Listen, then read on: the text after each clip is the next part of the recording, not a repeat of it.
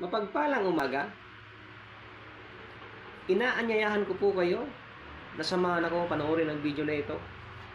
Mga bidyong inihanda ng mensahero ng silangan na kung saan inilahad niya dito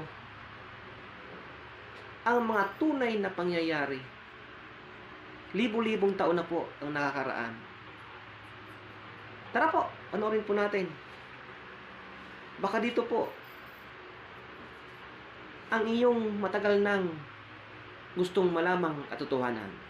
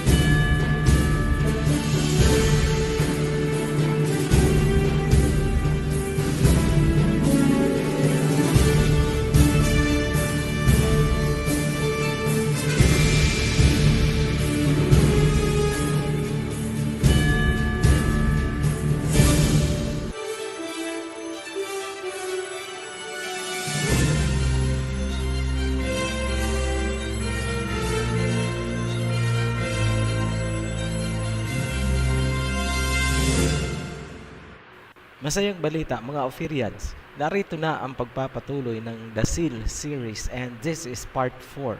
Labis kaming nagagalak sa resulta ng part 3. Hindi namin akalain na ganun ang magiging pagtanggap ng mga tao sa tunay na pangalan ng Ama at ng Misaya. Madalas naming marinig itong ganitong tanong. Gusto naming sumunod sa pagsamba sa tunay na pangalan. Paano ba kami magsisimula?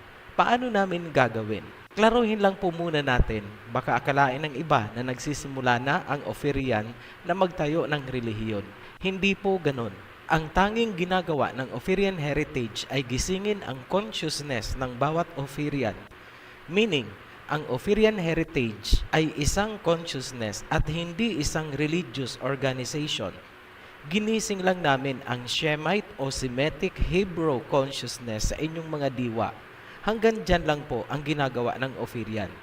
Ang direksyon ng consciousness na iminumulat natin ay isang napapanahong spiritual awakening na maghahatid sa inyo upang tanggapin ang marka ng totoong may likha na sinasamba ng ating mga ninunong Hebrews. Yan sina Eber, paakyat kay Shem na anak ni Noah. May critical kaming tanong sa inyo. Pag-isipan niyong mabuti ito. Sapat na ba na alam nyo ang tunay na pangalan at ito na ang inyong tinatawag sa pagdarasal? Ang sagot namin ay isang napakalakas na hindi. Hindi po sapat na alam ninyo ang pangalan at doon na kayo nagdarasal.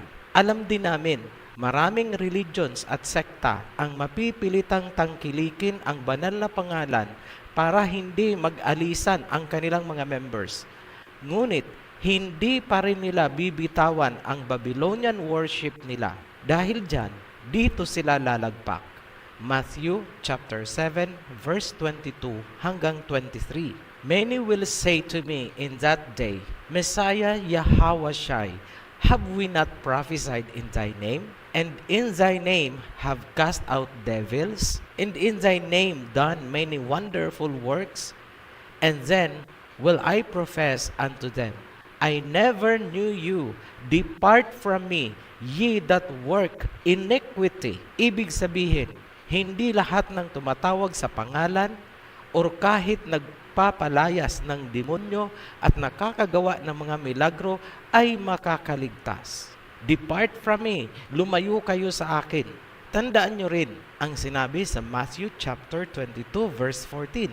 Many are called, but few are chosen. Marami ang tinawag, pero kunti lang ang pinili. Ano ang malinaw na inilalarawan?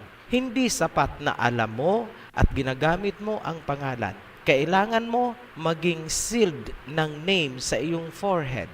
Ngayon, pag-usapan natin ang marka o seal. Ayon sa Revelation chapter 14 verse 1, Imamarka sa forehead ng kanyang mga pinili ang pangalan ng Ama at ng Anak. Symbolic po ang forehead, meaning isipan o diwa. Sa English, consciousness.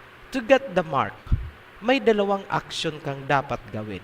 Una, talikuran mo at alisin sa isipan ang nakagisnang Babylonian worship. Come out of her, my people.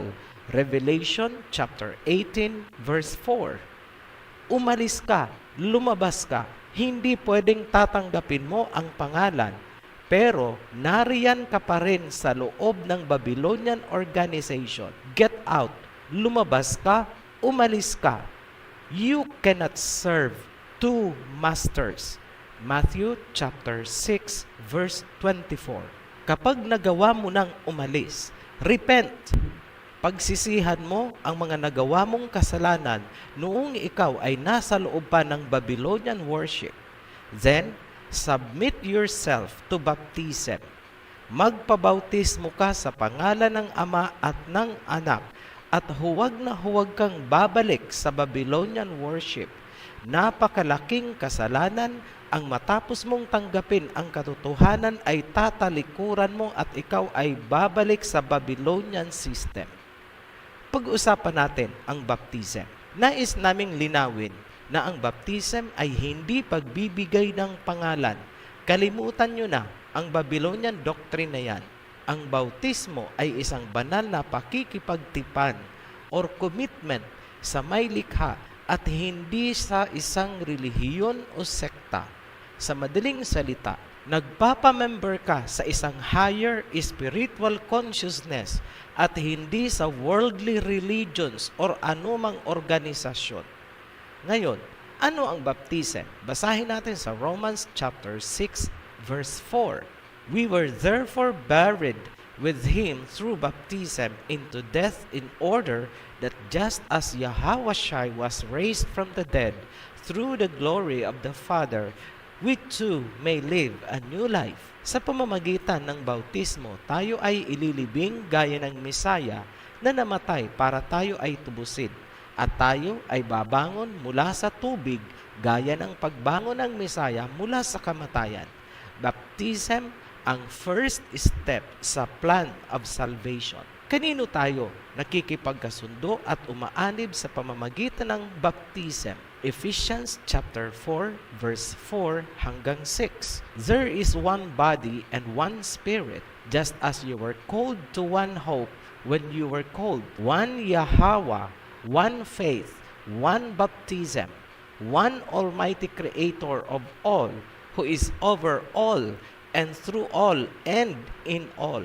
Umaanib tayo sa iisang katawan, isang spirit, isang paniniwala, isang binyag sa pangalan ng isang may likha. Ang pagpapabinyag ay isang pagpapasakop hindi sa isang relihiyon kundi sa iisang katawan, isang espiritu ng Aba Yahweh. Yan ang Hebrew-Ophirian consciousness. Ngayon, ano ang paghahanda para mabinyagan? Una, repentance. Mark chapter 1 verse 4 hanggang 5. And so John the Baptist appeared in the wilderness, preaching a baptism of repentance for the forgiveness of sins. The whole Judean countryside and all the people of Jerusalem went out to him. Nag-preach si John sa wilderness tungkol sa baptism para sa kapatawaran ng mga kasalanan.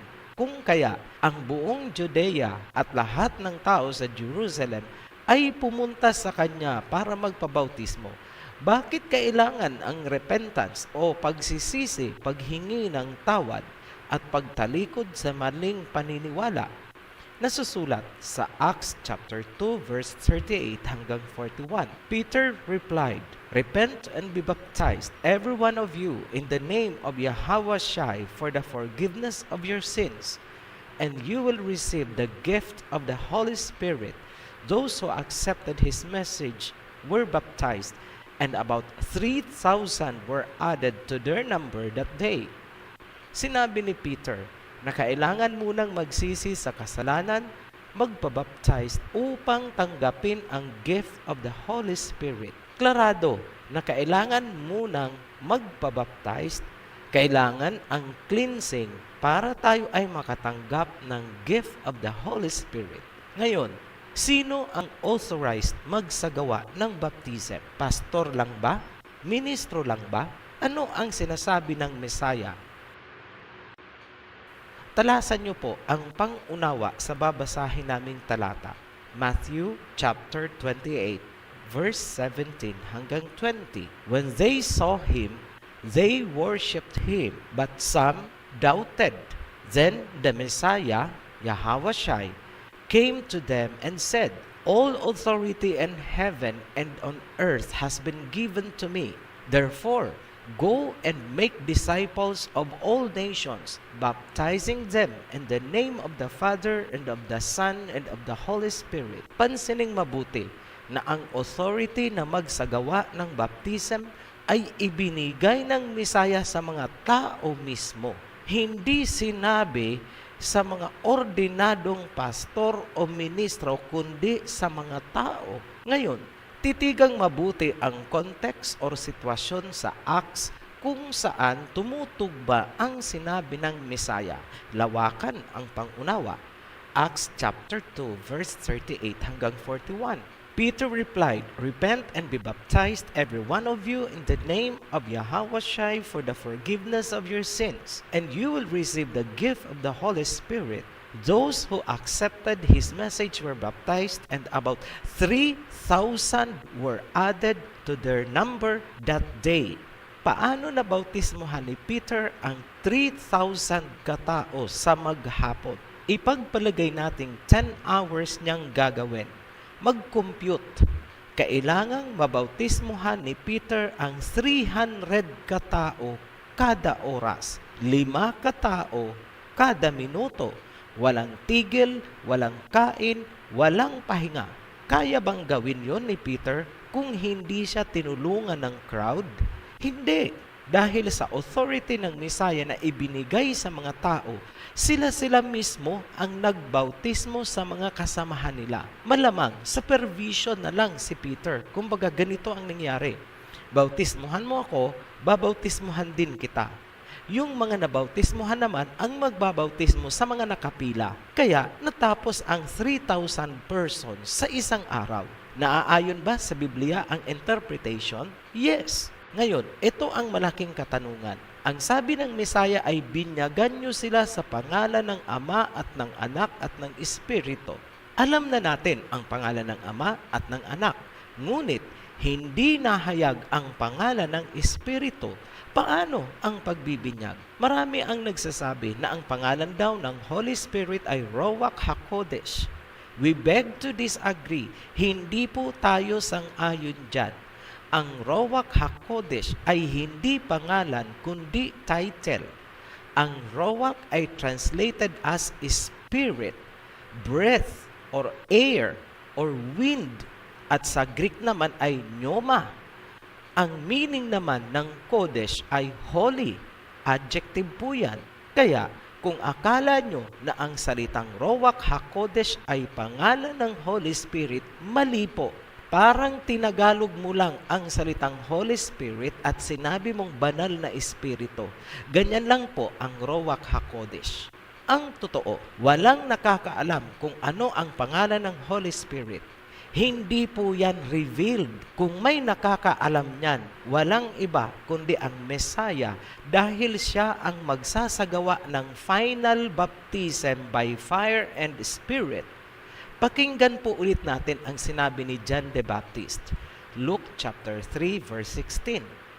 John answered them all, I baptize you with water, but one who is more powerful than I will come, the straps of whose sandals I am not worthy to untie. He will baptize you with the Holy Spirit and fire. Sinabi ni John na ang baptism niya ay sa tubig lamang. Ngunit, merong magkukumpleto ng bautismo sa pamamagitan ng apoy at espiritu. Tinutukoy niya ang Mesaya. Ngayon, ano ba talaga ang nangyayari sa oras na nag-invoke tayo ng pangalan ng Ama at ng Mesaya sa oras ng bautismo? Matthew chapter 18 verse 20. For where 2 or 3 gather in my name, there am I with them. Kung saan ang 2 o 3 ay nag-iipon sa pangalan ko, naririyan ako. At the very moment na sambitin ang mga katagang, I baptize you into the name of Abba Yahweh, Messiah Yahweh Shai, and the Holy Spirit, na andyan ang Messiah hovering among you at the very moment of baptism. Kukumplituhin ng Messiah ang ginawa niyong water baptism. Isusunod niya ang bautismo sa apoy at espiritu gaya ng sinabi ni John the Baptist. Ang baptism ay hindi biro-birong gawain. Yan ay oras kung saan bumubukas ang kalangitan tulad sa nangyari noon sa Misaya bilang foreshadow para bigyan tayo ng idea kung gaano ito kasagrado. Sa akto na inilubog ang katawan sa tubig, sinisimbolo ang paglilibing ng tao sa piling ng Misaya. At sa moment na iniahon ang katawan sa tubig, sinisimbolo ang muling pagkabuhay ng tao sa piling ng Messiah. Ano ang procedure? Ito na po, ibibigay namin ang procedure. Step 1. Pag nasa tubig na, gawin ang invocation or pagtawag sa Ama at sa Messiah. Ito ang sasambitin. Abba Yahweh, Messiah Yahweh Shai, lumalapit ang inyong anak para sa isang pakikipagtipan ayon sa iyong kautusan. Step 2, consecrate. Banggitin ang pangalan ng nagpapabinyag. Kunwari, pangalan niya ay Nida. Nida, tinatanggap mo ba ang kalooban ng Amang Yahweh at ikaw ay buong puso na nagpapasakop sa kanyang mga kalooban at kautusan? Sasagot po si Nida, opo. Baptizer, ito ang gagawin. Ipatong ang kamay sa ulo ng nagpapabinyag. Banggitin ang pangalan ng nagpapabinyag.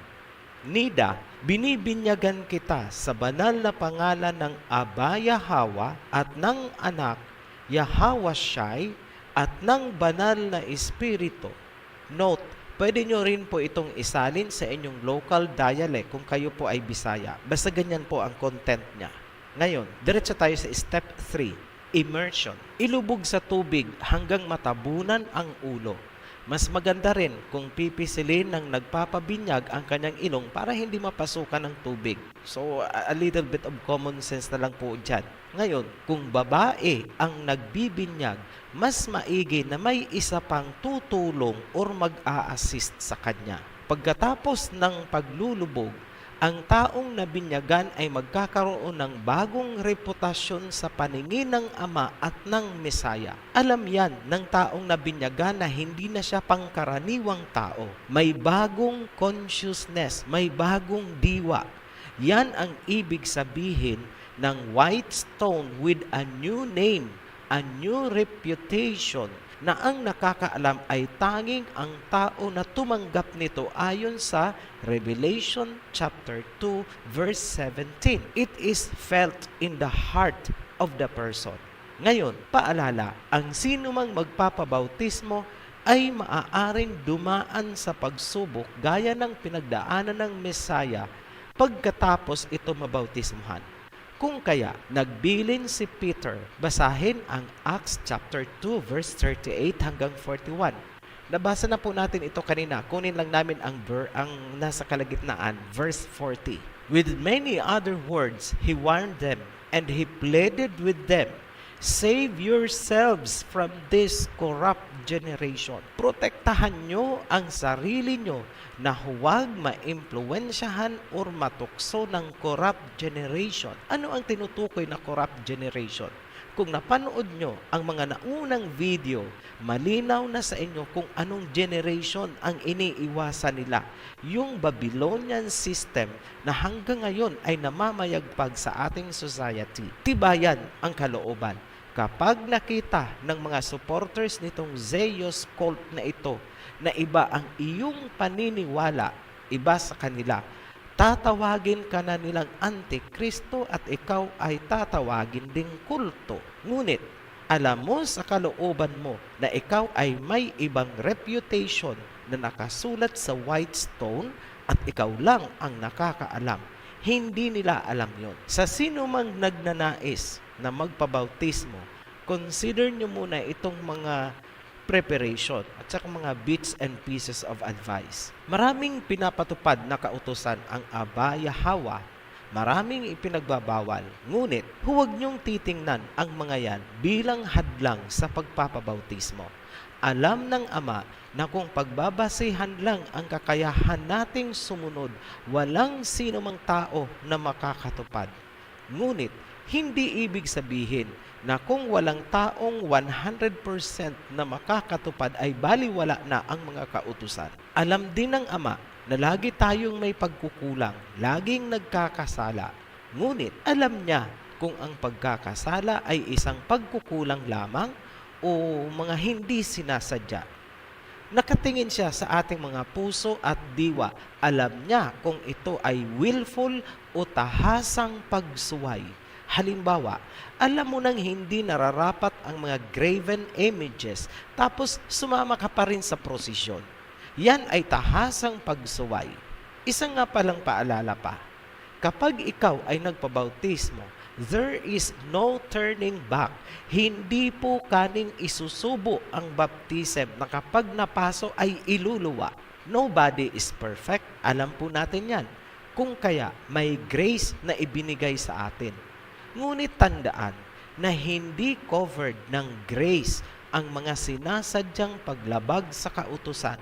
Maraming sekta ang sinisipa ang kautusan dahil saved by grace na daw sila. Ang kautusan daw ay ang love. Ngunit ang mga yan ay isang tahasang pagbaluktot sa tunay na nilalaman ng Biblia. Babylonian doctrine po yang iginigiit ninyo na ang kautusan ay love. Itong mga binanggit natin ay mga paunang paalala lamang. Tandaan, walang organisasyon at hindi relihiyon ang Ophirian Heritage na magpapatupad niyan sa inyo at magbabantay sa inyo. Kayo mismo sa sarili nyo, it will be your own very own way of life, new lifestyle, new consciousness. Kung susundin nyo ang mga advisory namin, fine, good for you. Kung hindi nyo susundin, walang problema sa amin. Wala po kayong pananagutan sa amin. Wala rin kaming sanction na ibibigay sa inyo. Wala po tayong mga policy na ikaw ay ititiwalag dahil ang magsasagawa po niyan ay ang Ama. Hindi po ang sino mang tao. Kumbaga, advisory lang or messengerial ang papel na ginagampanan ngayon ng OHC. Ikaw at ang Ama at ang Misaya ang nakapirma sa kontrata. Ang oath-taking mo ang tinatawag nating bautismo. Parang ganyan ang sitwasyon. To cut it short, everything is between you and our Creator, Yahweh. Relasyon mo yan sa Ama at sa Mesaya. Wala ding kukolekta sa iyo ng ikapo kung tutulong ka sa kapwa bilang charity. Nasa iyo na yan. Kung gusto mo ring tulungan ang OHC, salamat din. Ngunit huwag mong ipapalagay na may obligasyon ka na sa amin dahil nagpabinyag ka na. Wala pong ganon. Isa pang payo. Paano nyo po protektahan ang inyong sarili sa mga persecution na pwedeng magsimula mismo sa sarili nyong pamilya at mga kaibigan? Ito ang payo namin. Panatilihin nyo munang lihim sa tagalabas ang inyong white stone. Huwag kang patitinang. Alam namin na darating ang panahon, dadami at dadami kayo. Magkakaroon ka ng mga bagong kaibigan na kauri mo ang reputasyong iniingatan. Mga kasamahan mo sa iisang consciousness or diwa.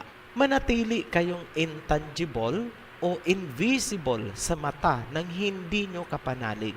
Naririyan kayo pero hindi nila kayo makikita. Yan ang proteksyon nyo para hindi kayo ma-persecute nitong mga supporters ng Babylonian worship. Ganyan nag-survive ang Ophirian consciousness down to this generation and future generations. May nilalabag ba kayong batas? Wala. Kailangan bang protektahan ng pamahalaan kung anuman ang paniniwala mo? Yes, guaranteed po yan ng Constitution. Manatili kayo bilang mga individual persons lamang na merong common consciousness. Interact na parang magkakapatid at magkakamag-anak. Pwede kayong magkaroon ng mga reunion bilang magkakaibigan or spiritual family. Kung may mga katanungan, paki-comment na lang. Nakatutok po kami upang sagutin sa abot ng aming makakaya. Muli po kaming nagpapasalamat sa inyong walang sawang pagsubaybay. Sa ating mga new subscribers, welcome home to our heritage. Be blessed, Ophirians. Shalom. Maraming salamat po. Nakaabot po kayo sa dulo ng video na ito.